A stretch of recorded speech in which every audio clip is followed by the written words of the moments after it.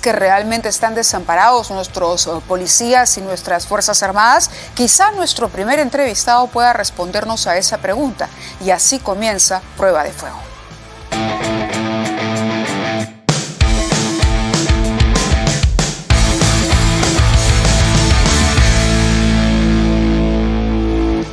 Está con nosotros a esta hora de la noche aquí en los estudios el Teniente General Óscar Arriola, jefe del Estado Mayor de la Policía Nacional. General, un placer como siempre conversar con usted. El placer es todo mío, Navidad. A ver, vayamos a lo de la Presidenta de la República. ¿Realmente las Fuerzas Armadas y la Policía Nacional están abandonados a su suerte? Nosotros Sí. hemos notado a través de los tiempos una imparcialidad en el tratamiento de los procesos judiciales a los que somos sometidos los miembros de las Fuerzas Armadas y la Policía Nacional del Perú a la fecha. Y hemos visto la balanza inclinándose en los derechos humanos con el rebote de las organizaciones transnacionales o internacionales, que tienen la tarea de promover y proteger siempre para un sector. Y eso... Pero usted acaba de decir imparcialidad. Con absoluta seguridad, Y estamos hablando de situaciones ideológicas. Claro, pero la imparcialidad supone una situación justa para todos, igual, equitativa, imparcial. Ah, por supuesto. Es decir, un gran error el mío, parcializado. Ajá. Inclinado, claro, si no estuviera contradiciendo todo mi discurso. Y eso es evidente, palpable. Es una situación que nosotros además nos acostumbramos a vivir con ello, ¿sí? Y es por eso que tenemos sumo cuidado en el uso gradual de la fuerza y tratamos en todo momento de demostrar con documentos, con grabaciones, con compromisos de los representantes del Ministerio Público, de la Defensoría del Pueblo, cada vez que salimos a garantizar además los derechos fundamentales de las personas que tienen la libertad de reunirse y expresarse. Cuando dice cuidado, ¿habla de temor inclusive? No, temor no. Cuando dice cuidado con el uso de la fuerza, ¿diría que es un cuidado que llega a ser un temor o que puede evitar que la policía actúe en determinados casos cuando tiene que actuar? Un extremo cuidado que sí, psicológicamente va directamente a parar algo en el desarrollo normal del policía. Pero por todos los años, tengo 36 años de servicio y siempre ha sido así. ¿Y a qué se refiere la presidenta cuando habla de que se cuida los derechos humanos de los delincuentes en desmedro? ¿Qué situación? ¿Cuántos policías, por ejemplo, están detenidos a la fecha por haber hecho uso de su arma de fuego en una situación en la que se puede haber afectado sus derechos? El número exacto no, pero pasan los 50 y más que todo la actitud. Es la actitud. Cuando nosotros requerimos detenciones preliminares en cuanto estaban vigentes, justamente por los que habían promovido, incitado y además desarrollado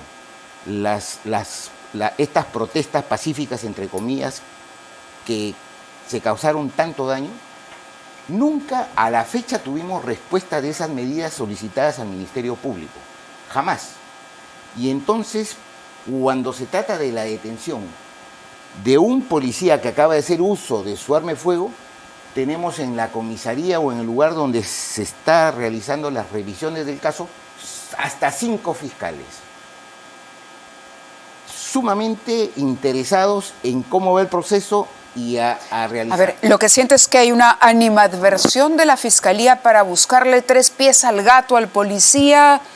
Diría que hay algo de eso, hay una animadversión, un comportamiento ahí como de, no sé, usted me dirá qué palabra describe mejor la situación, pero voy a que lo que ha dicho la Presidenta entonces se refiere a la decisión adoptada ayer por la Comisión de Justicia de no haber reconocido o atendido las observaciones del Poder Ejecutivo en la norma de la detención preliminar. Yo no podría manifestarme por lo que dice la primera mandataria del Perú, pero sí voy a reconocer y saludar la sentencia del Tribunal Constitucional que indica que ya no puede haber medidas de prisión preventiva cuando se trata de la actuación policial que día a día sale a proteger la seguridad ciudadana y está al servicio del prójimo. De acuerdo. Vayamos al balance de lo que ha sido hoy. Decíamos al inicio del programa que este no ha sido un paro atendido en su totalidad. Hubo algunos problemas, con el transcurso de las horas se fue solucionando. ¿Cuál es el balance que hace la policía de lo ocurrido hoy? Sí, la policía primero obtiene siempre la información y nuevamente sale a las calles a garantizar los derechos de las personas que tienen este libre ejercicio de expresarse, de movilizarse, de reunirse. Y entonces hemos notado primero, como venía del sector del transporte, que aun cuando estaba evidenciado por los transportistas formales de que no acataban la medida, siempre se causa una sensación de zozobra. Pero hemos verificado que el transporte formal se realizó de la mejor forma. No hubo ningún inconveniente. Y luego, ¿hubo detenidos? No han habido detenidos. Hoy no. En absoluto, sí.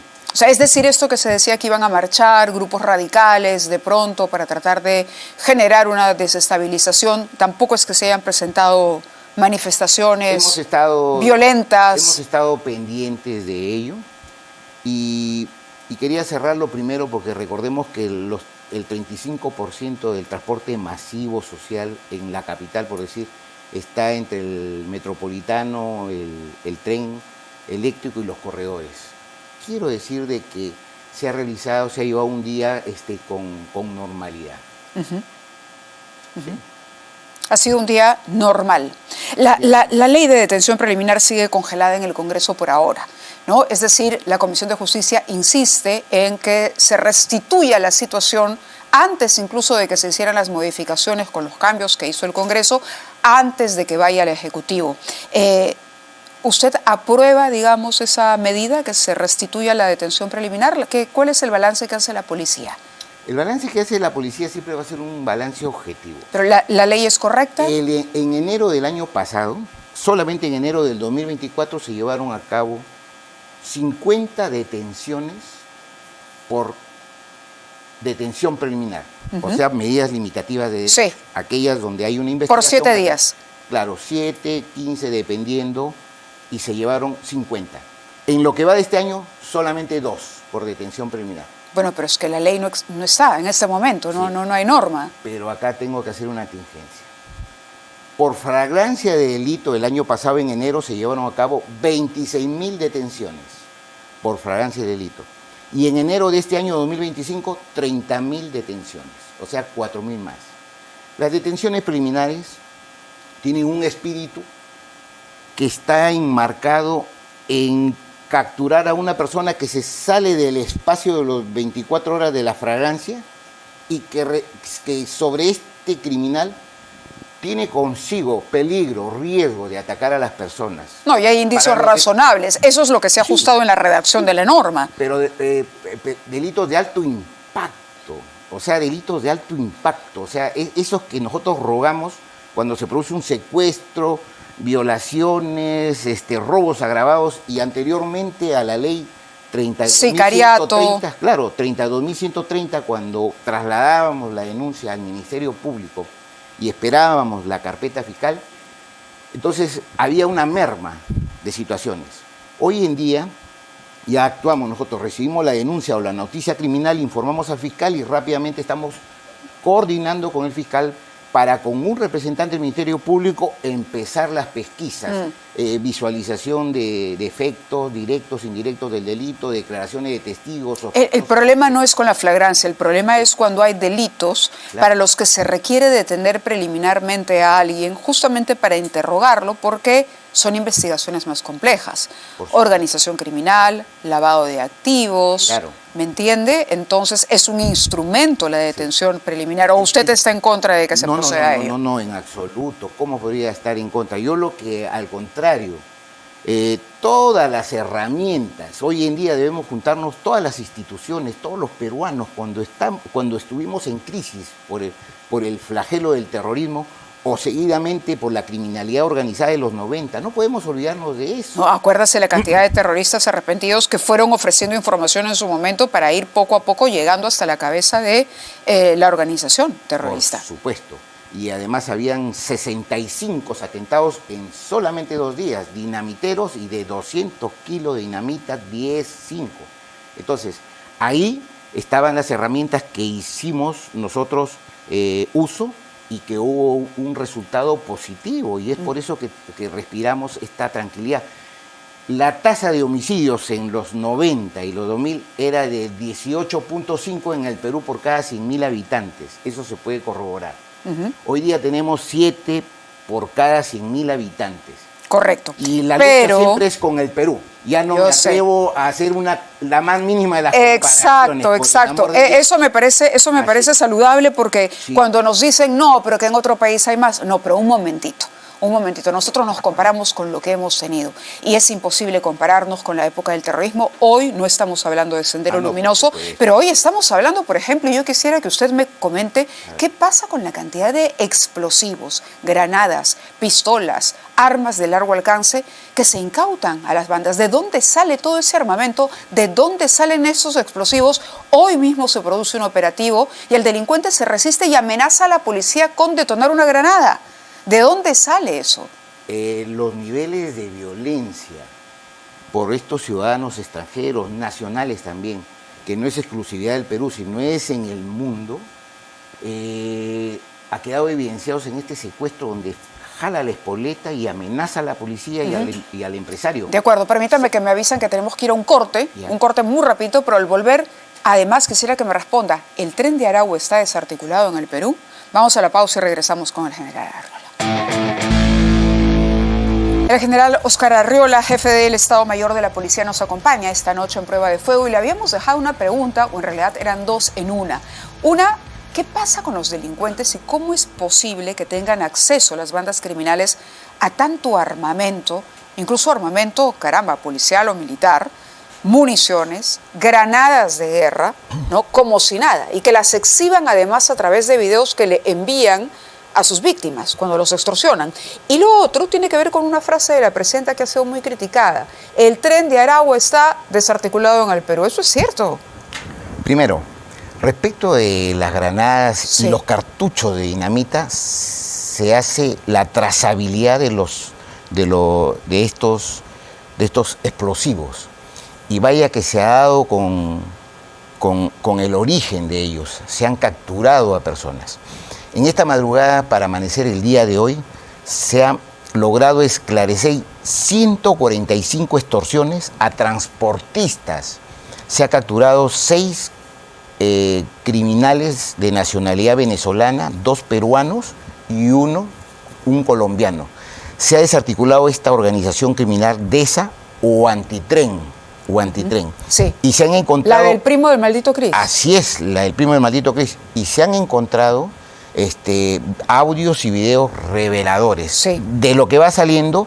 Acabo de conversar con Franco Moreno y de lo que va saliendo es realmente muy fructífero y va a ser muy productivo y pronto se pondrá en conocimiento de los medios de comunicación. Y respecto al tren de Aragua, nosotros en la actualidad en los 69 establecimientos penales tenemos 99.555 internos al 15 de enero, de los cuales 4.800 son criminales extranjeros, de los cuales 3.800 tienen nacionalidad venezolana. De ellos, por lo menos 600 son del tren de Aragua, 50 mandos medios y 5 cabecillas a nivel nacional. Los hemos desarticulado al extremo de que han escindido y han formado otras organizaciones criminales como los podría ser los Cuota 905, claro, puros hermanos sicarios, hijos de Dios, dinastía Alayón. Ahora, hay una capacidad para reacomodarse y reorganizarse impresionante. Usted corta una cabeza, pero inmediatamente asumen 2 o 3 lugartenientes y arman bandas por su cuenta. La gran captura que han hecho en Estados Unidos, en Nueva York, al líder del tren de Aragua. ¿En efecto fue? Por supuesto. ¿Fue el chico Guerrero? No, el niño Guerrero. ¿El niño Guerrero? El anterior, Anderson. Estuvo acá en el Perú y estaba a cargo de toda la Plaza de Chorrillos. Nosotros desarticulamos todos, pero él logra huir a Colombia y asesina a 2 integrantes del tren de Aragua que estuvieron acá, acusándolos de haberlos delatado acá en el Perú. Ahora, ¿no es un tanto triunfalista? Porque usted me acaba de decir, hay todavía una amenaza, no podemos decir... caramba, que estemos en el mejor de los mundos, por el contrario, ¿no? Usted mismo me acaba de hablar de la detención que han hecho esta mañana. Entonces, no es como que suena mal, suena un poco triunfalista decir se acabó el Tren de Aragua en el Perú, cuando vemos que, ok, se acabó una parte, o de pronto lo original, pero en lugar de ese Tren de Aragua tenemos ahora, ¿cuántas organizaciones? ¿300? Nuestros hermanos de Ecuador, Colombia, Chile, en articulación, en coordinación estrecha con la lucha contra la criminalidad organizada transnacional, estas megas bandas, reconocen sí un trabajo de un pie adelante acá a la policía, a las fuerzas del orden del Perú y a la estrategia. Y es por eso que en el año pasado, terminando el año, se han capturado 3 criminales del Tren de Aragua que habían asesinado por lo menos a 20 personas en Chile, y se les puso a disposición, y hay una serie de reconocimientos y hay otras cosas más que son muy reservadas, pero que vamos con un pie adelante. Claro, el trabajo de inteligencia. Quiero ir a tocar otro tema antes de que nos gane el tiempo. Las investigaciones del caso Andrea Vidal, ¿en qué están? ¿En qué están? Ya se sabe cuál fue el móvil del ataque a esta abogada que trabajó en el Congreso de la República y que murió, dentro de un taxi que fue baleado, y vimos cómo quedó el auto, que fueron 40 disparos contra el vehículo. ¿Cuál es la conclusión a la que ha llegado la policía después del tiempo transcurrido? Sí, hay 62 disparos, 62 cartuchos percutidos que quedaron en esa escena del crimen. Hay la participación de 5 motocicletas, o sea, toda una estructura de 3 vehículos, ¿cierto?, que hacen todo un desarrollo hasta culminar con el deserraje de estos 62 disparos que acaban con la vida de 2 personas. Sí. Entonces hay una serie de diligencias que tienen que hacerse al interior de los equipos de comunicaciones, el antes, durante, después, una semana, 6 meses antes. Es una investigación absolutamente prolija. Siempre la Policía Nacional y el Ministerio Público están en búsqueda de la verdad, y cuando se obtenga esa verdad, las cosas van calzando una a una y se pone en evidencia con pruebas objetivas, científicas además. Participaron 3 armas. Ya 3 armas. 3 armas de 3 fuego, armas. por lo menos desde los casquillos que quedaron en la escena del crimen. Y ya ha habido un evento antes en donde ya empieza a tomar forma la implicancia de algunos personajes, y entonces esperemos a que este trabajo de paciencia que realiza materialmente la policía y la conducción pero jurídica. El móvil era asesinar a Andrea Vidal. Es un asesinato, es un homicidio por encargo. Por encargo. Por encargo. Contra la abogada. Situaciones que poco y las autoridades directamente involucradas darán cuenta en su momento. No, yo lo entiendo, pero para que vayamos de alguna manera, sin que usted, por ejemplo, o vaya a violar la reserva de las investigaciones, hoy por hoy por lo menos se avanzó y ya se estableció que fue un crimen por encargo. Número 1. ¿Sí? Dirigido a esta abogada, 3 armas participaron, ¿no? Ahora, ¿hay sospechosos identificados? Sí, hay hipótesis de campo. ¿Podría mencionarnos alguna? Bueno, las hipótesis siempre caen de maduras de una manera lógica. ¿Pero tiene que ver con la red de explotación sexual en el Congreso? No podría adelantar. Entonces, pero... Es una muy buena interrogadora. Pero no, pero le pregunto, y entonces dígame las hipótesis. ¿Es contra la chica? ¿Eso quiere decir que la chica podía haber tenido algún tipo de vínculo con organizaciones las criminales? Hipótesis para que alguien haya querido meterla, o vamos por un crimen pasional. Hay que tener mucho cuidado con las hipótesis, demasiado cuidado con las hipótesis, porque en las hipótesis llevas una porción, una parte, si no es todo, de algunos personajes. Una segunda hipótesis también, una tercera, ¿para qué? Si puede validarse solamente una. Un crimen pasional, sí. Un crimen pasional pasaría por una estructura criminal, un intercrímenes del delito, unos actos de ejecución como los que hemos visto, donde van 5 motos intercambiables. Ya me ayudó a descartar esa posibilidad. y no sabemos si era una. Muy bien. General, ha sido un placer conversar con usted. Ojalá placer podamos tener la información completa pronto y ojalá la policía continúe, como usted ha dicho, en ese esfuerzo para de una vez por todas. Con mucha fuerza, y acá es el momento de estar unidos todos, policía, Ministerio Público, Poder Judicial, los medios de comunicación, la sociedad civil organizada, como siempre lo hemos hecho ante estas realidades. Bien. Gracias. Tengo que agradecerle la entrevista aquí en Prueba de Fuego. Nosotros...